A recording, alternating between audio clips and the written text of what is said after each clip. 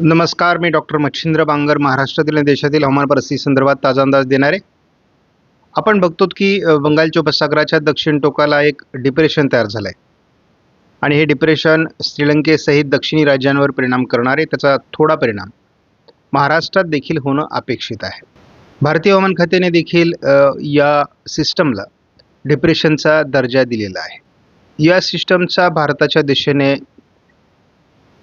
प्रवास सुरू झाला असून लवकरच ते श्रीलंकेच्या आजूबाजूने सरकेल असा अंदाज आहे.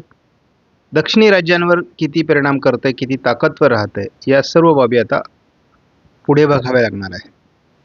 आपण काल बघितल्याप्रमाणे नवीन वर्षामधील पहिल्या आठवड्यामध्ये पालघर, ठाणे आणि अहिल्यानगर या भागात पावसाची नोंद झाली आहे. तसं नाशिक आणि पुण्यामध्ये देखील पावसाची नोंद आहे, परंतु त्या ठिकाणची नोंद IMDने या ठिकाणी घेतलेली नाही. आज 8 तारखेला हवामानात काही बदल होत असून अनेक उत्तरेकडील राज्यांमध्ये थंडीची लाट, धुक्याचा प्रभाव एकत्रितपणे वाढणार आहे. त्याच वेळेस तामिळनाडूमध्ये देखील पावसाला देखील आज सुरुवात होऊ शकते असा अंदाज आहे.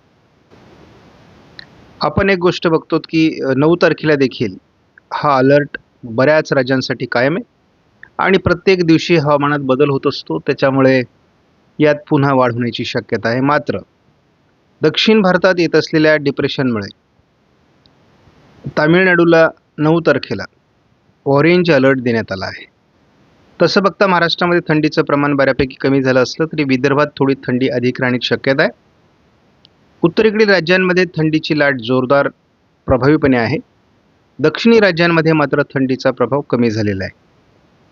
डिप्रेशनचा प्रभाव हा दक्षिणी राज्यांवर होण्याची शक्यता आहे. आंध्र प्रदेश, रायलसीमा, कर्नाटक, केरळ, तामिळनाडू या राज्यांमध्ये, त्याचबरोबर तेलंगणा, काही प्रमाणात महाराष्ट्र असं ढगाळ वातावरण किंवा हलक्या पावसाचं वातावरण या आठवड्यामध्ये म्हणजे दुसऱ्या आठवड्यात तयार होण्याची शक्यता आहे. आपण बघतो की उत्तर भारतातील अनेक राज्यांमध्ये अजूनही धुक्याचा मोठा प्रभाव आहे. उत्तर भारतातील धुके आणि थंडीचा प्रभाव किती तीव्र आहे याचं हे एक प्रातिनिधिक उदाहरण आहे. आपण बघतो की जनावरांना देखील पांघरून घालण्याची वेळ या ठिकाणी आलेली आहे. सध्या जम्मू काश्मीर, कुलू मनाली, सिमला या ठिकाणी पर्यटकांची मोठी गर्दी झाली आहे.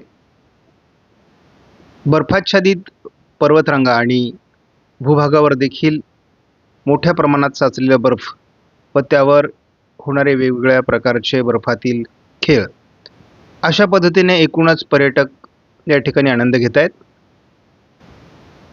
JFS मॉडेलचा अंदाज आपण जर बघितला तर तसं लगेचच आपल्याला या मॉडेलने कुठे पावसाळी परिस्थिती फार दाखवलेली नाही आहे. तामिळनाडूमध्ये 10 तारखेला थोडं वातावरण दाखवलेलं आहे. गोव्यापर्यंत ढगाळ परिस्थिती थोडी दाखवलेली आहे, परंतु विशेष प्रभाव असा दाखवलेला नाही. मात्र 12-13 तारखेला महाराष्ट्रामध्ये वातावरण बदलणार आहे, जे या मॉडेलने जरी दाखवलं नसलं तरी ते आपल्याला पुढे जाणवणार आहे. तर आपण या सर्व बाबींवर लक्ष ठेवून आहोत. तसं महाराष्ट्रात फार विशेष पावसाळी वातावरण तयार होईल असं नाही, परंतु तरी देखील आपल्याला सावधान असलं पाहिजे. आपण या ठिकाणी बघतो की विदर्भामध्ये 8 तारखेला म्हणजे आज थंडीची बऱ्यापैकी लाट असणार आहे. उद्याही ती जाणवणार आहे. मात्र उर्वरित महाराष्ट्रामध्ये आणि विदर्भासहित 10 तारखेपासून थंडीची लाट कमी होते. त्यामुळे 10 तारखेनंतर नेमकी हवामानात काय बदल होणार आहे हे आपल्याला बघावं लागणार आहे. कारण आपण बघतो 17 तारखेला महाराष्ट्रातली थंडी गायब होणार आहे. म्हणजे नेमकी काय घडणार आहे हे आपल्याला बघणं आवश्यक आहे. आपण दररोजच्या व्हिडिओमध्ये दाखवायचा प्रयत्न करतो की या आठवड्यामध्ये म्हणजे साधारणपणे आपण 14 तारखेपर्यंत जर बघितलं, दुसरा आठवडा जानेवारीचा, तर हलकं वातावरण थोडं पश्चिम महाराष्ट्रामध्ये दाखवलं जातं. याचा तसा डिप्रेशन म्हणून फार भारताच्या भूभागावर परिणाम होणार नाही, परंतु केरळ, तामिळनाडू, रायलसीमा, दक्षिण कर्नाटक या भागावर मात्र त्याचा बऱ्यापैकी परिणाम होईल आणि काही ठिकाणी मुसळधार पाऊस देखील होऊ शकतो असा अंदाज आहे. आत्ता आपण तसं बघतो की फारसं पावसाळी वातावरण जानेवारीमध्ये आपल्याला जाणवत नाही आहे. परंतु यदाकदाचित हे चित्र फेब्रुवारीत बदलू शकतं.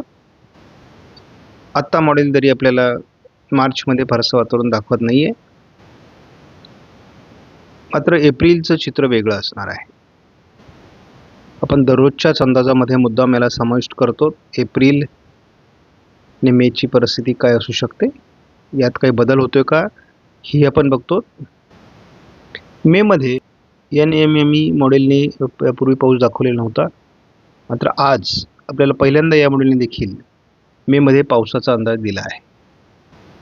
धावत्या स्वरूपामध्ये आपण या मॉडेलचा ECMW मॉडेलचा अंदाज घेत असतो. डिप्रेशन कशा पद्धतीने पुढील प्रवास करेल आणि कोणत्या राज्यांवर त्याचा परिणाम होईल, महाराष्ट्रात काही परिणाम होऊ शकतो का, यावरही देखील आपण नजर टाकत असतो. आपण बघतो महाराष्ट्राच्या दक्षिण टोकाला थोडंसं सोलापूर, सांगली भागात ढगाळ वातावरण दाखवलं जातं. या पलीकडे त्याचा सध्या तरी महाराष्ट्रात फार परिणाम दाखवला जात नाही आहे. परंतु आपण बघूयात तरी देखील किती परिणाम महाराष्ट्रात होतो. कारण आपल्याला असा अनुभव आला आहे की 1 तारखेला कुठेही मॉडेलने पावसाचं वातावरण दाखवलेलं नव्हतं. 4 तारखेला दाखवलेलं नव्हतं. 6 तारखेला दाखवलेलं नव्हतं. परंतु बऱ्याच भागात आपल्याला चांगल्या प्रकारचा पाऊस झालेला आपण बघितलेला आहे. जेव्हा अशा प्रकारचं वातावरण असतं तेव्हा स्थानिक वातावरण तयार होऊन देखील पाऊस पडत असतो. त्यामुळे आपल्याला सावधान असलं पाहिजे. कालच्या तुलनेत आज आपल्याला केवळ 13 तारखेला थोडं वातावरण सोलापूरच्या भागात दाखवलं जातं. या पलीकडे फारसा प्रभाव दाखवला जात नाही आहे. परंतु तरी देखील सध्या पावसाची विचित्र पद्धती आहे.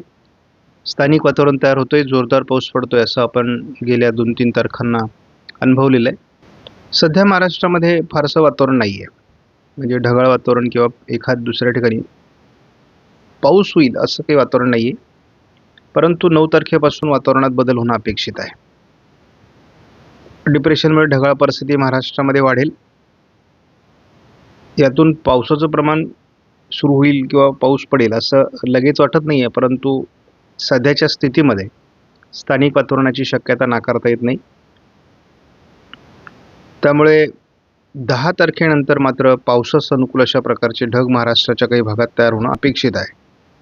यामध्ये आपण बघतो लातूर, नांदेड आणि सोलापूरच्या पूर्व भागामध्ये किंवा चंद्रपूर, गडचिरोलीमध्ये हे ढग असू शकतात. आणि या ढगांचा प्रभाव किंवा अस्तित्व किती टिकून राहतंय त्यावर आता पावसाचा अंदाज अवलंबून असणार आहे. कालच्या तुलनेत आज आपल्याला हे वातावरण थोडं कमी दाखवलं जात आहे. यदाकदाचित हे वातावरण बनेल की नाही असाही प्रश्न आहे. परंतु आपण एकूणच या अंदाजावर लक्ष ठेवून असणार आहोत. कारण प्रत्येक दिवशी या डिप्रेशनचा प्रभाव किती वाढतो, कोणत्या भागावर त्याचा परिणाम होणार आहे, या सर्व बाबी आपल्याला बघाव्या लागणार आहेत. तर आपण 12 तारखेला बघतो की साधारण महाराष्ट्राच्या पुणे, अहिल्यानगर, बीड, लातूर, नांदेड, सोलापूर, कोल्हापूर, सांगली, पुणे, पूर्व सातारा, पूर्व रत्नागिरी या जिल्ह्यांमध्ये थोडं पावसास अनुकूल स्थिती निर्माण होते आहे. आणि महाराष्ट्रामध्ये ती पुढे सरकण्याची देखील शक्यता आहे. त्यामुळं 12 तारखेला एक वातावरण आपल्याला स्पष्ट जाणवतं या ठिकाणी. 13 तारखेला देखील हे वातावरण थोडंफार महाराष्ट्रामध्ये काही भागात राहण्याची शक्यता आहे.